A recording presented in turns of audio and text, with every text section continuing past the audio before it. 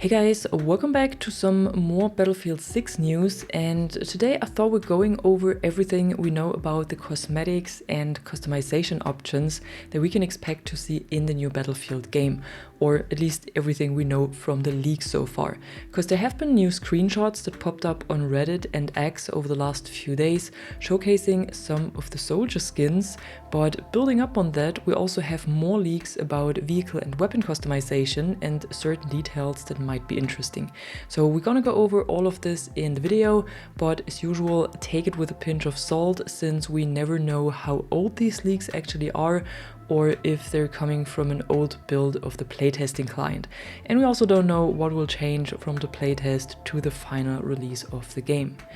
But now let's get right in with the soldier cosmetics, and here we've seen different styles for the different sub-factions that Battlefield 6 will have. If you haven't heard of this before, the new game will have two main factions. One is NATO and the other one is called Pax Armada, and these two main factions consist of three sub-factions each, at least so far.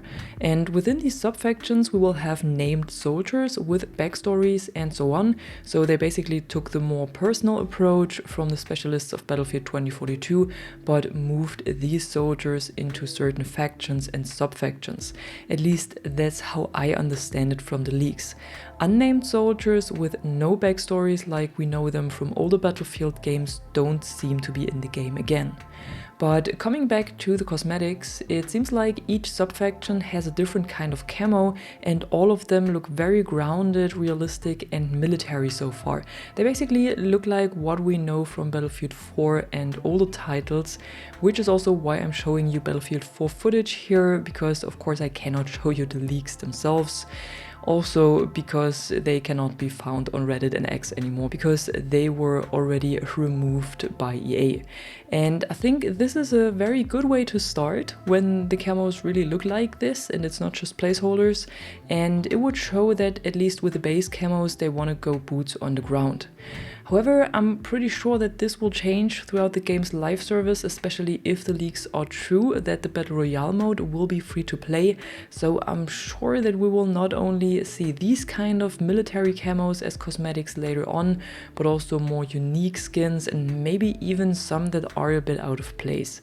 So soldier skins similar to what we've seen in 2042 are very likely at some point, but I don't think they will go all crazy in a Call of Duty style.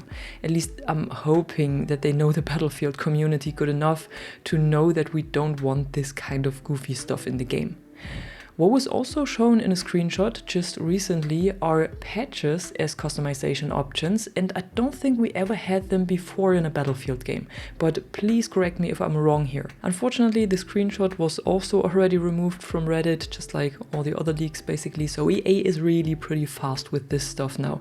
But it basically showed a soldier with a plate carrier, and on the upper part of the plate carrier you could place a patch of your choice. Unfortunately, all patches were placeholders, so I couldn't see the actual design of them, but I do really like this way of customization because it has something unique but is also very subtle. What I also spotted in another leak, and I love to see this return as well, are military ranks used as player levels. So in the example I've seen, the player was level 19, which gave him the rank Lance Corporal. And in this case, I don't think this is a placeholder, but we will actually see these ranks connected to our levels again. And so far it doesn't seem like they're taking too much stuff with them from Battlefield 2042 into the new game, at least not when it comes to soldier customization. But one thing we will see are the customizable player cards, and the leak I've seen really looks a lot like 2042. So we still have this player card background that I think will also be unlockable and purchasable again. Then we have the player card tag on top of it, with which you can show off something you like or achieved. Player card badges seem to return again, but it seems like they are a little bit different this time, because I've seen one player card that had a weapon mastery badge on it, so these are returning as well, but another player card had what looked like a sticker on it, so something more funny or goofy.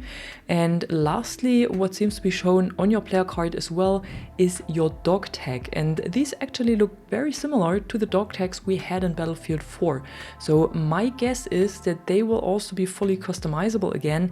And of course, we already know that first-person takedowns will return, so I think you can also grab the tags from other players again and collect them. And that's so far for the soldier and general customization, but we've also briefly seen weapon and vehicle skins. And here it's basically the same as for the soldier cosmetics. They all look very grounded and realistic so far, and really very much like Battlefield 4. But I also think in this case we should expect different styles in the future, so I'm thinking that they're really only starting out with the grounded skins and then open it up to other designs during the game's live service. Because what gives a hint to this is the fact that we've already seen screenshots of weapon charms, which we also had in Battlefield 2042, and also of vehicle decals, so the little paintings you could add to the side of your vehicle, also in 2042. And the leaks I've seen so far also looked pretty much like the charms and decals we have in 2042, but then again, I'm not quite sure if these designs are only placeholders or if they're really planned for the game like this. But the customization options are definitely in the game.